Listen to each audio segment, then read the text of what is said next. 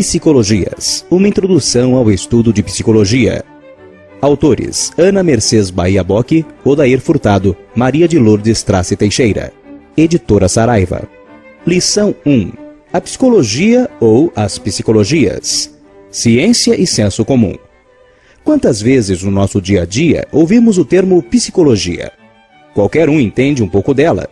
Poderíamos até mesmo dizer que de psicólogo e de louco todo mundo tem um pouco. O dito popular não é bem este. O correto é, de médico e de louco todo mundo tem um pouco. Mas parece servir aqui perfeitamente. As pessoas, em geral, têm a sua psicologia. Usamos o termo psicologia no nosso dia a dia com vários sentidos. Por exemplo, quando falamos do poder de persuasão do vendedor, dizemos que ele usa de psicologia para vender seu produto. Quando nos referimos à jovem estudante que usa seu poder de sedução para atrair o rapaz, falamos que ela usa de psicologia. E quando procuramos aquele amigo que está sempre disposto a ouvir nossos problemas, dizemos que ele tem psicologia para entender as pessoas. Será esta a psicologia dos psicólogos? Certamente não. Essa psicologia, usada no cotidiano pelas pessoas em geral, é denominada de psicologia do senso comum. Mas nem por isso deixa de ser uma psicologia. O que estamos querendo dizer é que as pessoas normalmente têm um domínio, mesmo que pequeno e superficial, do conhecimento acumulado pela psicologia científica, o que lhes permite explicar ou compreender seus problemas cotidianos de um ponto de vista psicológico.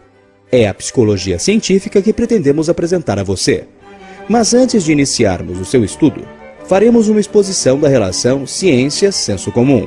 Depois falaremos mais detalhadamente sobre ciência e, assim, esperamos que você compreenda melhor a psicologia científica. O senso comum, conhecimento da realidade. Existe um domínio da vida que pode ser entendido como vida por excelência. É a vida do cotidiano. É no cotidiano que tudo flui, que as coisas acontecem, que nos sentimos vivos, que sentimos a realidade. Neste instante, estou lendo um trecho de um livro de psicologia. Logo mais poderia estar numa sala de aula fazendo uma prova. Depois poderei ir ao cinema. Enquanto isso, tenho sede, tomo um copo de água. Sinto um sono irresistível e preciso de muita força de vontade para muitas vezes não dormir em plena sala de aula. Lembro-me de que havia prometido chegar cedo para o almoço. Todos esses acontecimentos denunciam que estamos vivos. Já a ciência é uma atividade eminentemente reflexiva. Ela procura compreender, elucidar e alterar esse cotidiano a partir de seu estudo sistemático. Quando fazemos ciência, baseamo-nos na realidade cotidiana e pensamos sobre ela. Afastamo-nos dela para refletir e conhecer além de suas aparências. O cotidiano e o conhecimento científico que temos da realidade aproximam-se e se afastam. Aproximam-se porque a ciência se refere ao real. Afastam-se porque a ciência abstrai a realidade para compreendê-la melhor, ou seja, a ciência afasta-se da realidade, transformando-a em objeto de investigação, o que permite a construção do conhecimento científico sobre o real.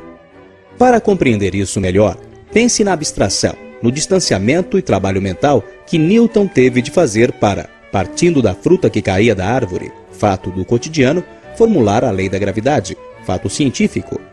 Ocorre que mesmo o mais especializado dos cientistas, quando sai de seu laboratório, está submetido à dinâmica do cotidiano, que cria suas próprias teorias a partir das teorias científicas, seja como forma de simplificá-las para o uso no dia a dia ou como sua maneira peculiar de interpretar fatos, a despeito das considerações feitas pela ciência. Todos nós, estudantes, psicólogos, físicos, artistas, operários, teólogos, vivemos a maior parte do tempo esse cotidiano e suas teorias. Isto é, aceitamos as regras do seu jogo. O fato é que a dona de casa, quando usa a garrafa térmica para manter o café quente, sabe por quanto tempo ele permanecerá razoavelmente quente, sem fazer nenhum cálculo complicado e muitas vezes desconhecendo completamente as leis da termodinâmica. Quando alguém em casa reclama de dores no fígado, ele faz um chá de boldo, que é uma planta medicinal já usada pelos avós de nossos avós, sem, no entanto, conhecer o princípio ativo de suas folhas nas doenças hepáticas e sem nenhum estudo farmacológico. E nós mesmos, quando precisamos atravessar uma avenida movimentada, com um tráfego de veículos em alta velocidade, sabemos perfeitamente medir a distância e a velocidade do automóvel que vem em nossa direção. Até hoje, não conhecemos ninguém que usasse máquina de calcular ou fita métrica para essa tarefa. Esse tipo de conhecimento que vamos acumulando no nosso cotidiano é chamado de senso comum. Sem esse conhecimento intuitivo, espontâneo, de tentativas e erros, a nossa vida no dia a dia seria muito complicada. A necessidade de acumularmos esse tipo de conhecimento espontâneo parece-nos óbvia. Imagine termos de descobrir diariamente que as coisas tendem a cair graças ao efeito da gravidade. Termos de descobrir diariamente que algo atirado pela janela tende a cair e não a subir.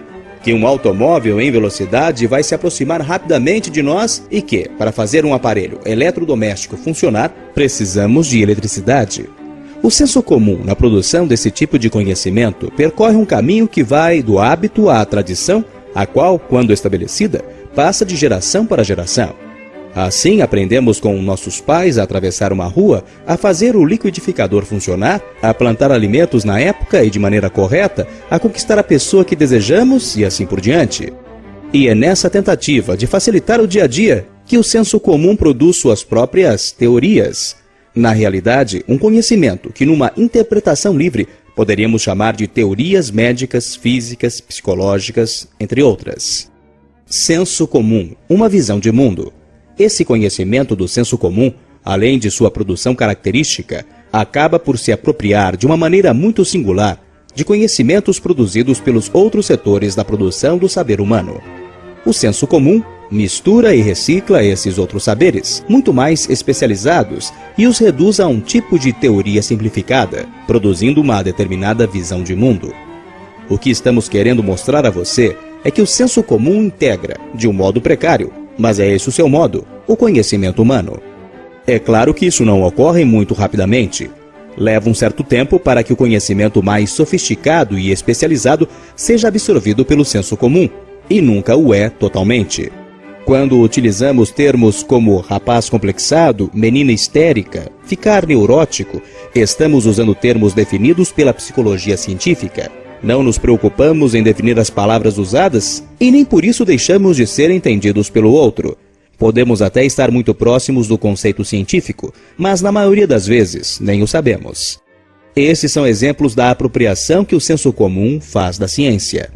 Termina aqui a primeira parte de nossa introdução ao estudo de psicologia.